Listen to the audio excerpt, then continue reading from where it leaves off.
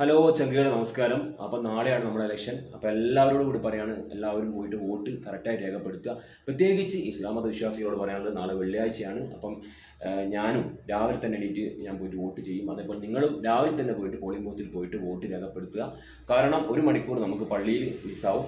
അപ്പം ഇസ്ലാം മത വിശ്വാസികൾ വെള്ളിയാഴ്ച ആയതുകൊണ്ട് നേരത്തെ പോവുക. അല്ലാത്തവരോട് കൂടി പറയാണ്, എല്ലാവരും പോയിട്ട് വോട്ട് പോയിട്ട് രേഖപ്പെടുത്തുക. നമ്മൾ മിസ് ചെയ്യരുത് ഒരിക്കലും. ഓരോ 5 വർഷം കൂടുമ്പോൾ നമുക്ക് കിട്ടുന്ന ഒരു അവസരമാണ്.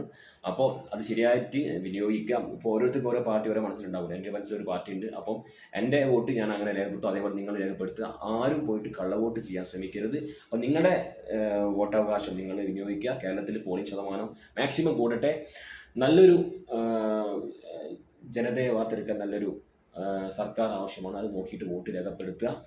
അപ്പം ചങ്കുകളെ, ബൈ ബൈ.